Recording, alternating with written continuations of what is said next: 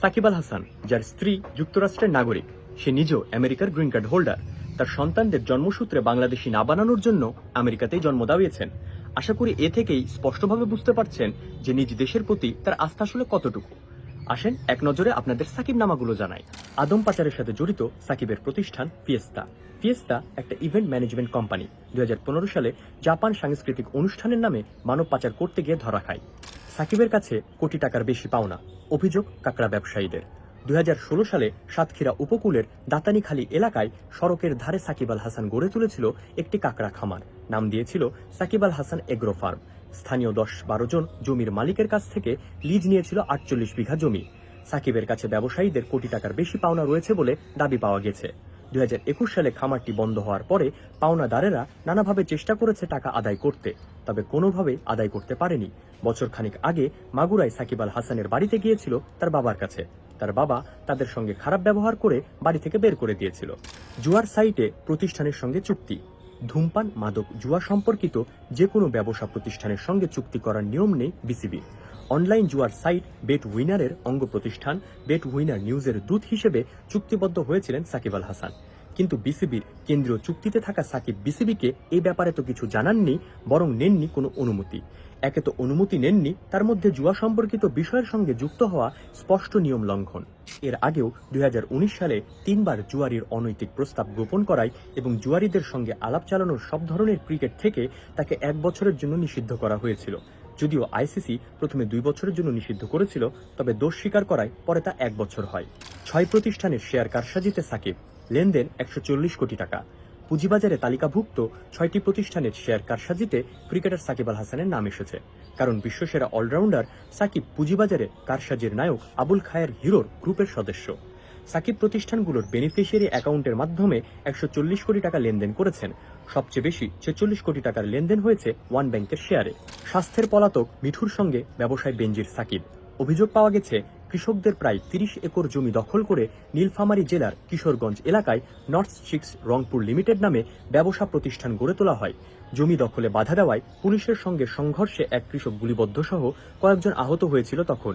স্থানীয়রা বলেছে প্রভাবশালী মিঠুর সঙ্গে বেনজির আহমেদ এবং সাকিব আল হাসান যুক্ত হওয়ায় তারা দুর্ভোগ পোহালেও ভয়ে মুখ খুলতে পারেনি। ক্যান্সার হাসপাতালের নামে নিউ ইয়র্কে চাঁদাবাজি, প্রতারণা, ব্যবসা ও মাঠেযত অপকর্ম। বাংলাদেশের মাগুরায় নিজের নামে ক্যান্সার হাসপাতাল প্রতিষ্ঠার কথা বলে নিউ ইয়র্কে তহবিল সংগ্রহের নামে চাঁদাবাজিতে নেমেছিলেন ক্রিকেটার সাকিব আল হাসান। কোম্পানির নাম Shakib Al Hasan cancer awareness ink, অথচ কোম্পানির নামের পরিবর্তে দাওয়াতপত্রে লেখা ছিল বাংলাদেশ সাকিব আল হাসান ক্যান্সার হাসপাতাল প্রতিষ্ঠার কথা। দাওয়াতপত্রে কোথাও কারো নাম, ঠিকানা বা ফোন নাম্বার উল্লেখ করা ছিল না। তাতে ক্যান্সার হাসপাতাল প্রকল্পের ন্যূনতম কোনো তথ্য ছিল, শুধু অনুদানের আহ্বান। এসব ছাড়াও বাবার নাম জাল করা, বেটিং কেলেঙ্কারিতে সাকিবের বোনের নাম, সাকিবের বাবার দাবি করা যে আওয়ামী লীগের সাথে পরিবারের সম্পৃক্ততা আগে থেকেই, ভক্তকে চর মারতে আসা দল ফেলে রেখে শোরুম উদ্বোধন করা, প্রস্তুতি ছেড়ে বিজ্ঞাপনের শুট করা, ইত্যাদি ইত্যাদি। আসলে এগুলো তার আগের করা কর্মগুলোর থেকে অতি নগণ্য। এসবের পরেও কি আপনি বিশ্বাস করেন সে আসলে একটা দেশের রাজনৈতিক নেতা হতে চেয়েছিল, নাকি আপনি ধরতে পারছেন সে অর্থ উপার্জনের একটা লাইসেন্সধারী ফ্যাক্টরি খুলতে চেয়েছিল মাত্র? তবে এসব জানার পরেও অনেকেই বলবে সাকিব আমাদের দেশের অনেক বড় একটা সম্পদ, অতি উৎসাহিত হয়ে আমরা যেন সেটা নষ্ট না করি। ভাই, সাকিব যদি বাংলাদেশের সম্পদ হয় তাহলে ডক্টর মোহাম্মদ ইউনূস স্যার কি ছিল? 100-র উপরে মামলা দিয়েছিল সাকিবের আপা, তখন আপনাদের বিবেক কই ছিল? দেখেন, অনৈতিক মানুষের অর্জনে অহংকার করাটা বোকামি ছাড়ার কিছুই না। এদেশের সম্পদ রাস্তার ভিখারি থেকে সাকিব সহ আমি আপনি সকলেই। তার মানে এই নয় যে নিজের উপর যদি কিছু মানুষের, অর্থাৎ অডিয়েন্স, ফ্যান, ফলোয়ার্সদের দায়িত্ব এবং আশা থাকে তাহলে সব সময় তাদেরকে হতাশই করতে হবে। সে যদি ক্রিকেটার হয়ে অমরত্ব চাইতো তাহলে এমপি হতে চাইতো না। দল ফেলে রেখে সে দেশে নমিনেশন পত্র নিতে আসতো না।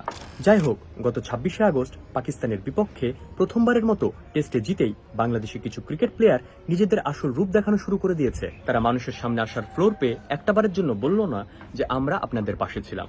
যতবার আপনাদেরকে দুঃখিত করেছি, আশা করি এরপর থেকে আমরা এতটা দুঃখিত করব না। আমরা চেষ্টা করে যাব আরো ভালো করার। আমরা আপনাদের পাশেই ছিলাম, আপনারা আমাদের উপরে ভরসা রাখুন।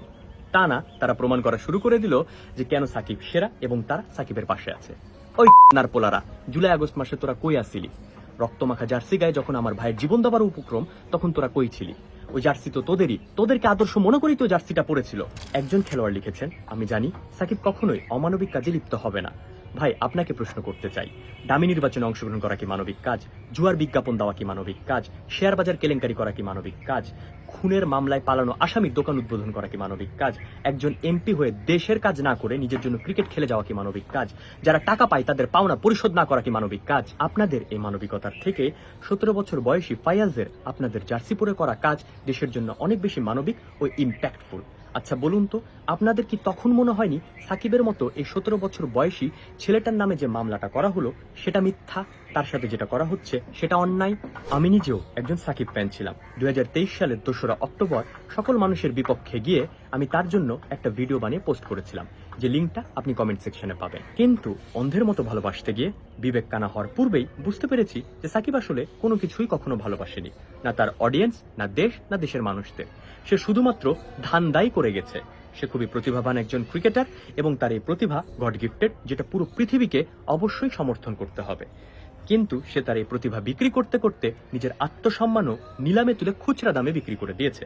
এবং এটা বুঝতে সক্ষম হয়েছি যে এমন ধরনের দেশের সম্পদ সাময়িকভাবে অহংকার দিলেও অন্তরে দীর্ঘমেয়াদী কোনো শান্তি এবং আত্মবিশ্বাস দিবে না। তবুও যারা বলবেন তার কারণেই তো দেশ বিশ্ব দরবারে পরিচিত হয়েছে, ভাই আপনাদের বলি, বিশ্ব দরবারে দেশের পরিচিতি আনার থেকে অনেক বেশি জরুরি দেশের মানুষের কাছে ভালো, বিশ্বস্ত এবং প্রকৃত আইডল হয়ে ওঠা। ঘর জ্বালানি পরভুলানি হয়ে কোনো লাভ নেই। এরপরও সাকিবের চেহারা দেখে যাদের মায়া লাগবে তারা দয়া করে একটু পঙ্গু হাসপাতাল থেকে ঘুরে আসুন। চোখ হারানো মেয়েটার সাথে পা হারানো ছেলেটার সাথে একটু দেখা করে আসুন। সত্যিকারের দেশপ্রেম কিরকম দেখতে হয় জানতে পারবেন। আর মনে রাখবেন, বেয়াদবকে তার নিজ জায়গায় না রেখে যদি অতিরিক্ত ভালোবাসা এবং সম্মান দিয়ে ফেলেন, সেই বেয়াদব কিন্তু উল্টো দেশ ও জাতির সাথে বেয়াদবি করা শুরু করে দেয়।